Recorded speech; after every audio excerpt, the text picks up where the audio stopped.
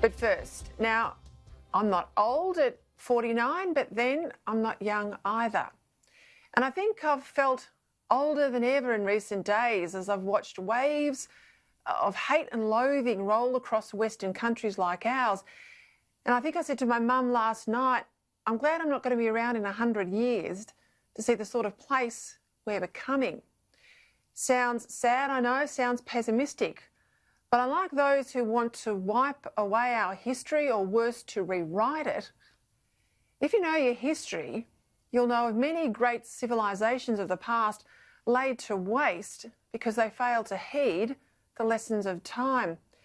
There's a poem by Yeats. It's called The Second Coming. It was written in 1919, just at the end of the Great War, and prophetically at another time of pandemic. This time, of course, the Spanish flu. And Yeats wrote, "Things fall apart, the centre cannot hold. Mere anarchy is loosed upon the world. The blood-dimmed tide is loosed, and everywhere the ceremony of innocence is drowned. The best lack all conviction, while the worst are full of passionate intensity." And after a week where I feel like giving up, I read this passage as a bit of an admonishment to me for growing weary of the fight against the revisionists, for growing weary of hoping we will be in Australia where things don't fall apart and where the centre indeed does hold in the years ahead. Because even though there's a Labor on the left and the Liberals on the right here in Australia, our two main political parties, by and large, are parties of the centre, certainly compared to their counterparts overseas. But as more and more division and indeed extremism is brought into our polity, imported mainly from overseas and driven by activists, Yeats' prophetic words start to ring true. Things fall apart, the centre cannot hold, mere anarchy is loosed upon the world. Greg Sheridan says it's a lot to do with the push to diminish Christianity in our Western culture. He wrote this week, and I quote, that the crisis of liberalism is the crisis in the heart of our civilisation. It is a vacuum where there should be belief. In what I found the most sobering comment of all, Sheridan said, the question now is whether liberalism can survive the total severing of its connections with its Christian roots. He said, I have the most serious doubts. Liberalism survives for a while because the first generation or two are imbued with Christian moral concepts and traditions. But eventually, Greg Sheridan wrote, it goes crazy as it is demonstrably doing now.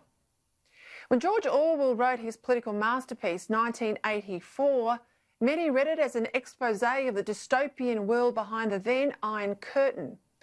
But having read it again recently, it's got as much application to the West of today as it does to a totalitarian regime. And I quote Orwell here, who controls the past controls the future, who controls the present controls the past.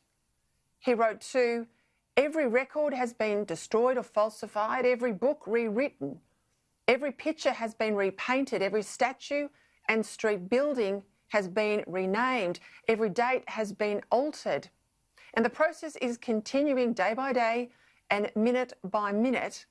History has stopped. Orwell then wrote, the past was erased, the erasure was forgotten, the lie became the truth. Over the weekend, as the marchers break the rules to march and the rest of us stayed home, most probably feeling like mugs for doing the right thing, I encourage you to pick up 1984 again and give it another read. Because unless we really understand where we are today and how we ended up here, I fear for our capacity to turn this around, given more and more public life is littered with weak individuals more intent on climbing the greasy pole of politics than standing up for the things that matter.